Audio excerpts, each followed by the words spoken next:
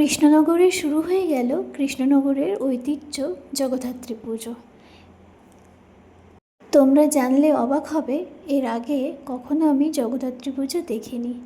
কর্মসূত্রে আমার থাকাটা এখন কৃষ্ণনগরে হচ্ছে বলে আমি এই ফার্স্ট টাইম জগদ্ধাত্রী পুজো দেখতে পেলাম।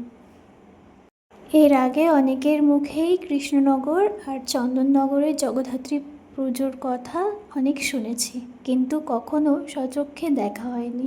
ওই ভিডিওতে যেটুকুনি দেখতে পেতাম সেইটুকুনি। আজ প্রথমবার আমি জগদ্ধাত্রী পুজো দেখার সুযোগ পেলাম। ওই যে বলে না, মা না টানলে কোনো কিছুই সম্ভব না। এবার হয়তো মা আমাকে টেনেছে, তাই আমি এসেছি কৃষ্ণনগরে জগদ্ধাত্রী পুজো দেখার জন্য।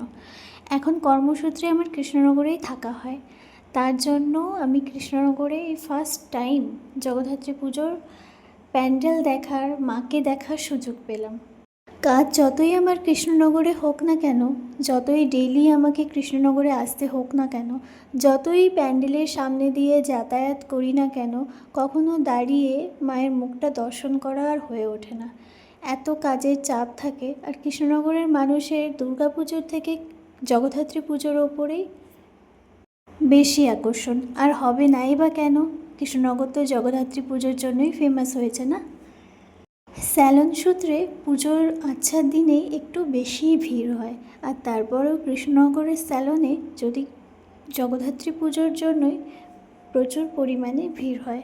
আর তার জন্য আমার এখনও পর্যন্ত সুযোগ হয়ে ওঠেনি যে ঠাকুরের মুখ দর্শন করার। আজকে একটু ফাঁকা ছিলাম, তার জন্য চলে গেছিলাম ঠাকুরের দর্শন করতে। আর এখানে মায়ের মুখ দেখে প্রাণ ভরে গেল। এত ভালো লাগছে, এত মিষ্টি লাগছে। তোমরা জানো, এর আগে যত ঠাকুরেরই মুখ দেখি না কেন, যত মা কালী বলো, মা দুর্গা বলো, মা লক্ষ্মী বলো, সব থেকে যেন মনে হয় জগদ্ধাত্রী ঠাকুরের মুখটা বেশি মিষ্টি। আর এখানকার মানুষজনের এতটা ভিড় করে আসে ঠাকুর দেখার জন্য, ভাবাই যায় না। এত ভিড়, প্রত্যেকটা প্যান্ডেলে লাইন দিয়ে মানুষ ঠাকুর দেখছে। আমি যখন গেছিলাম তখন হয়তো বেশি রাত ছিল না, ওই 9:30 9টা হবে এরকম টাইমে। এতটা ভিড়, মানুষ তো রাত জেগেও এখন ঠাকুর দেখে। আমারও খুব ইচ্ছে করে রাত জেগে মায়ের দর্শন করার, কিন্তু সেই সুযোগ এখনও পর্যন্ত আর হয়ে ওঠেনি। তাই যেটুকুনি পেরেছি সেটুকুনি তোমাদের সঙ্গে শেয়ার করলাম।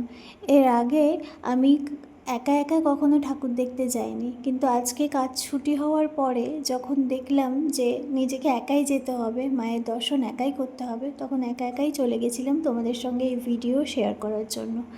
আমার মতো কে কে এখনও পর্যন্ত কৃষ্ণনগর বা চন্দননগর দুটোর একটার মধ্যেও ঠাকুর দেখতে যাওনি, তারা কমেন্ট করে জানিও। এখনও পর্যন্ত তোমাদের সুযোগ হয়নি কৃষ্ণনগর বা জগদ্ধাত্রী পুজো, কৃষ্ণনগরের জগদ্ধাত্রী পুজো বা চন্দননগরের জগদ্ধাত্রী পুজো দেখার। আর কাদের কাদের দেখার ইচ্ছা আছে কমেন্টে জানিয়ে যেও।